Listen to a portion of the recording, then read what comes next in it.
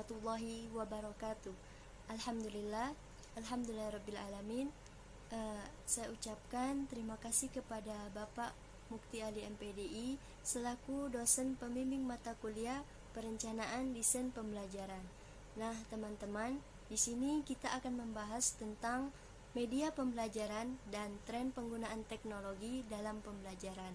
Sebelumnya, izinkan kami untuk memperkenalkan diri kami, yakni saya sendiri sebagai Sri Asih Tanzilin dengan nomor NIM 2030202181 dan rekan-rekan saya yakni ada Dena Febianti dan juga Mukhtar Yusuf Zamzami. Baiklah, selanjutnya yaitu dari saya sendiri yang mana saya pemateri pertama. Nah, di sini sebelumnya saya akan mengenalkan teman-teman sekalian apa-apa saja yang akan kami bahas. Yang pertama di sini ada tentang pengertian media pembelajaran. Yang kedua yaitu bagaimana tren dalam teknologi mengenai pembelajaran ini. Yang ketiga yaitu manfaat ataupun fungsi dari media pembelajaran saat ini. Nah, sebelumnya di sini saya akan menjelaskan dari latar belakang yang mana sudah kita ketahui pada proses pembelajaran sudah sering kita jumpai atau banyak sekali para pendidik itu menggunakan yang namanya media dalam proses kegiatan belajar mengajar. Nah, dan juga kita sudah memiliki pengalaman bagi diri kita sendiri, yaitu kita mahasiswa yang mana kita ini menggunakan media teknologi dalam pembelajaran. Nah, dalam pembelajaran ini semua siswa atau peserta didik menggunakan yang namanya media, yaitu HP, handphone, yang mana kita bisa menggunakan media tersebut dari jarak jauh seperti pada saat kita sekarang ini. Nah, kemudian para peserta didik itu akan mudah tertarik dalam belajar dengan menggunakan sebuah media yang mana media ini sendiri dapat membangun semangat belajar bagi peserta didik tersebut. Seperti anak-anak TK, ketika seorang guru memberikan arahan dalam pembelajaran yang mana mereka menjelaskan secara ilustrasi dengan begitu banyak gambaran-gambaran dari media teknologi yang sudah kita kenal, baik dari PPT ataupun video-video pembelajaran yang mengandung unsur-unsur warna, sehingga anak-anak tersebut tertarik dalam media pembelajaran yang disampaikan oleh guru tersebut.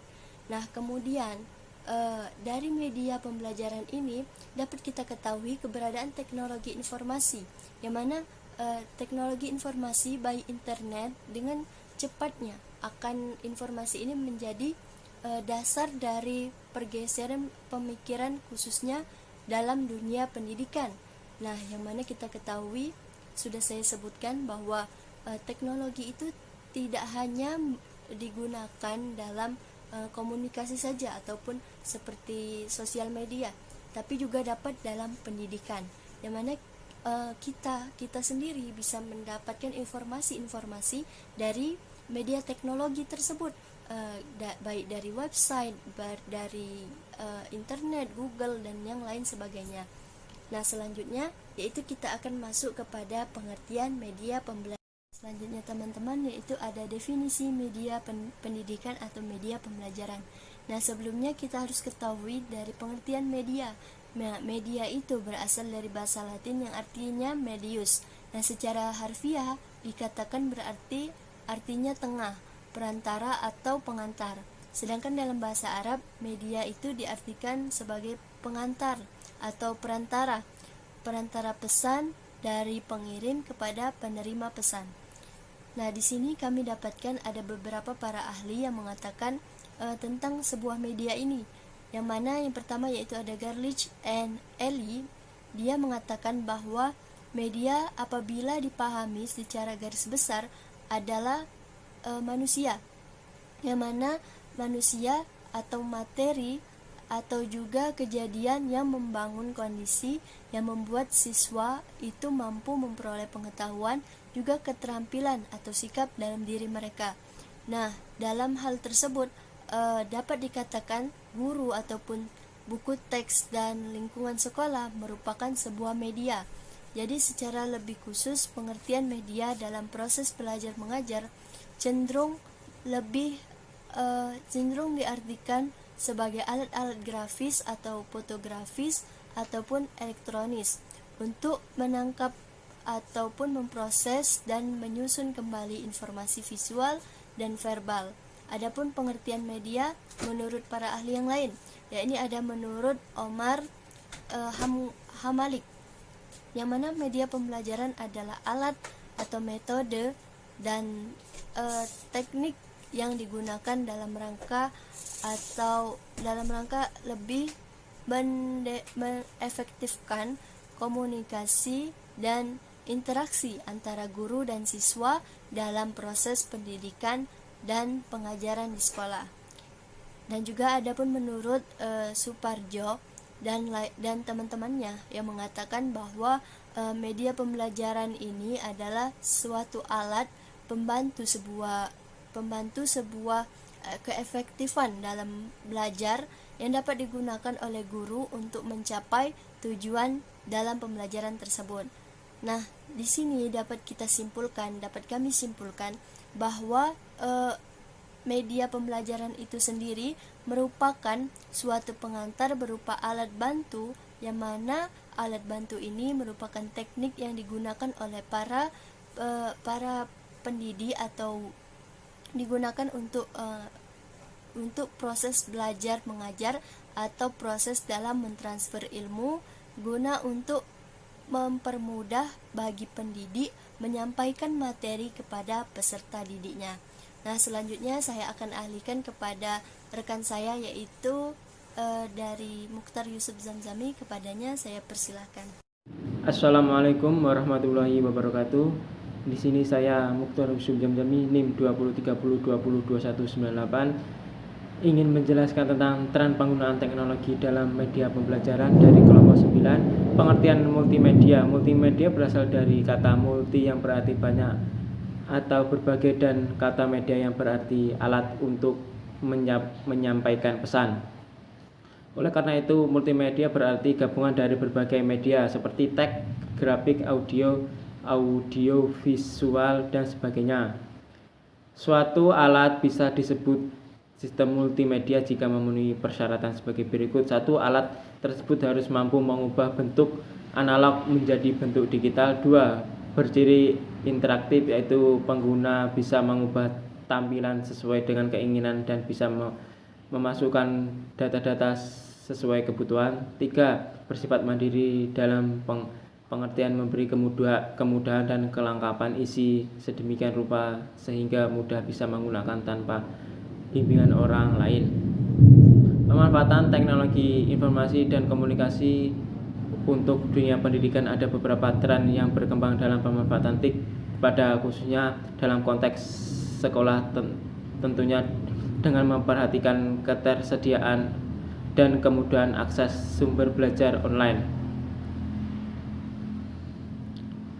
Model pembelajaran campuran, yaitu baru muncul pembelajaran tatap muka dan aktivitas belajar online, video, multimedia, dan sarana telekomunikasi, menjunjung berbagai proses pembelajaran, kadangkala dalam bentuk kombinasi dan kadangkala dalam bentuk yang lebih integrasi. TIK memfasilitasi interaksi tingkat tinggi antara guru, siswa, dan pembelajaran berbasis komputer. Ia dapat terjadi dalam berbagai bentuk seperti mailing, list, chat, bullet, bar, dan konferensi komputer. Kelas online cenderung untuk menjadi lebih sukses jika TIK dikombinasikan dengan suatu ilmu pendidikan yang tepat. Pengalaman sukses menunjukkan bahwa telah ada suatu penurunan dari aktivitas dipadu guru, seperti halnya penurunan jumlah pembelajaran tatap muka, dan bergerak ke arah aktivitas yang berbentuk proyek dan pembelajaran mandiri sebagai hasil pemanfaatan TIK. Rangkaian chat, bullet, bar, dan konferensi komputer. Kelas online cenderung untuk menjadi lebih sukses jika TIK dikombinasikan dengan suatu ilmu pendidikan yang tepat. Pengalaman-pengalaman sukses menunjukkan bahwa telah ada suatu penurunan dari aktivitas dipadu guru seperti halnya penurunan jumlah pembelajaran tatap muka dan bergerak ke arah aktivitas yang berbentuk proyek dan pembelajaran mandiri sebagai hasil pemanfaatan TIK. Rangkaian kesatuan ruang kelas tradisional ke digital pembahasan dalam bentuk media pendidikan yang telah ditinjau menghasilkan seperti sebuah keputusan bahwa agar lebih baiknya dalam memenuhi kebutuhan siswa terjadi kecenderungan bagi guru untuk mengubah metode dan perangkat pembelajaran tradisional pendekatan digital. Alat digital memperluas dan meningkatkan kemampuan guru untuk memenuhi sejumlah peran dan tanggung jawab yang terkait dengan menjadi seorang pendidik. Siswa digital belajar di ruang kelas di mana teknologi merupakan komponen tetap dan pembelajaran yang memperluas lingkungan pendidikan melampaui dinding ruang kelas dan melampaui kemampuan pembelajaran yang ada saat ini. Perangkat interaktif siswa digital menggunakan perangkat nirkabel bergerak dalam berbagai cara, lokasi, dan di luar situasi sekolah dengan membawa teknologi ke tempat di mana teknologi itu dibutuhkan. Berinteraksi dengan orang lain belum pernah sebelumnya para siswa berhubung satu sama lain seperti halnya mereka saat ini dalam lingkungan digital nirkabel. Terima kasih. Saya telah menjelaskan tentang penggunaan teknologi dalam media pembelajaran. Kami akhiri, wabillahi taufik wal hidayah. Wassalamualaikum warahmatullahi wabarakatuh. Assalamualaikum warahmatullahi wabarakatuh. Saya Dena Febianti akan melanjutkan materi yang terakhir, yaitu manfaat media dalam pembelajaran. Yang pertama, saya akan menjelaskan fungsi media dalam pembelajaran. Yang pertama, memberikan pengetahuan tentang tujuan belajar. Pada permulaan pembelajaran, siswa perlu diberitahu tentang pengetahuan yang akan diperolehnya atau keterampilan yang akan dipelajarinya. Kepada siswa harus dipetunjukkan apa yang akan diharapkan darinya, apa yang harus dilakukan untuk menunjukkan bahwa ia telah menguasai bahan pelajaran dan tingkat kemahiran yang diharapkan untuk pembelajaran. Dengan demikian dapat menjadi model perilaku yang diharapkan dapat dipetunjukkan pada akhir pembelajaran. Yang kedua, memotivasi siswa. Salah satu peran yang umum dari media komunikasi adalah memotivasi siswa.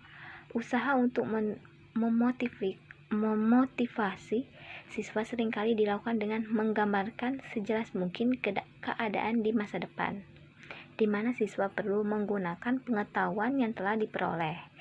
Jika siswa menjadi yakin tentang pembelajaran dan kebutuhannya di masa depan, ia akan termotivasi mengikuti pembelajaran.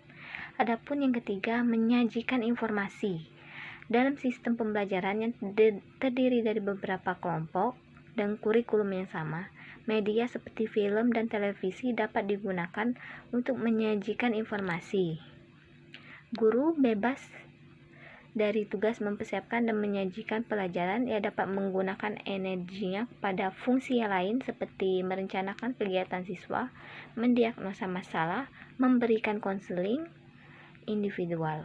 Ada 3 jenis variasi penyajian informasi, yaitu yang pertama, penyajian dasar, membawa siswa kepada pengenalan pertama terhadap materi pembelajaran, kemudian dilanjutkan dengan diskusi atau review oleh seorang guru kelas. Yang kedua, penyajian pelengkap. Setelah penyajian dasar dilakukan oleh guru kelas, media digunakan untuk membawa sumber dalam kelas. Yang ketiga, penyajian pengayaan, merupakan informasi yang bukan bagian dari tujuan pembelajaran. Adapun manfaat yang keempat, merangsang diskusi. Kegunaan media untuk merangsang diskusi seringkali disebut sebagai papan loncat, diambil dari bentuk penyajian yang relatif singkat kepada sekelompok siswa dan dilanjutkan dengan diskusi. Yang kelima, mengarahkan kegiatan siswa. Pengarahan kegiatan merupakan penerapan dari metode pembelajaran yang disebut metode kinerja atau metode penerapan. Yang keenam, melaksanakan latihan dan ulangan. Dalam belajar keterampilan, apakah itu bersikap kognitif atau psikomotorik, pengulangan respon dianggap sangat penting untuk kemajuan kecepatan dan tingkat kemahiran. Adapun yang ketujuh, memberikan pengalaman simulasi. Media komunikasi seringkali memegang peranan penting dalam simulasi. Sejak siswa harus mengkomunikasikan informasi atau berinteraksi satu dengan yang lainnya. Adapun yang kedua, saya akan menjelaskan manfaat media dan pembelajaran. Manakala kita melihat manfaat media pembelajaran, tidak lain adalah memperlancar proses interaksi antara guru dan siswa. Dalam hal ini membantu siswa untuk belajar optimal. Tetapi di samping itu ada beberapa manfaat lain yang lebih khusus. Kemp dan Dayton 1985 mengidentifikasi manfaat media dalam pembelajaran, yaitu yang pertama, penyampaian materi dapat diseragamkan, yaitu guru mungkin mempunyai penafsiran yang beraneka ragam tentang suatu hal. Melalui media, penafsiran yang beragam ini dapat direedukasi dan disampaikan kepada siswa secara seragam. Yang kedua, proses pembelajaran menjadi lebih menarik. Media dapat menyampaikan informasi yang tepat didengar dan dapat dilihat, sehingga dapat mendeskripsikan suatu masalah, konsep, prosedur yang bersifat abstrak dan tidak lengkap menjadi lebih jelas dan lengkap. Yang ketiga, proses belajar mengajar menjadi lebih interaktif.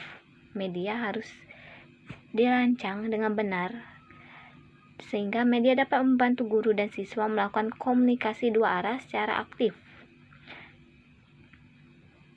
Yang keempat, jumlah waktu belajar mengajar dapat dikurangi. Seringkali guru menghabiskan waktu cukup banyak untuk menjelaskan suatu materi, padahal waktu itu dihabiskan tidak perlu banyak. Dengan memanfaatkan media, maka pendidikan dapat berjalan dengan lebih singkat. Yang kelima, kualitas belajar siswa dapat ditingkatkan. Penggunaan media tidak hanya membuat proses belajar mengajar lebih efisien, tetapi membantu siswa menyerap materi pelajaran secara lebih mendalam dan utuh. Yang keenam, proses belajar dapat terjadi di mana saja dan kapan saja. Media pembelajaran dapat dirancang sedemikian rupa sehingga siswa dapat belajar di mana saja dan kapan saja mereka mau, tanpa bergantung. Demikian materi yang bisa saya sampaikan. Kami dari kelompok 9 memohon maaf apabila ada kesalahan. Kepada Allah kami mohon ampun. Kami akhiri. Wassalamualaikum warahmatullahi wabarakatuh.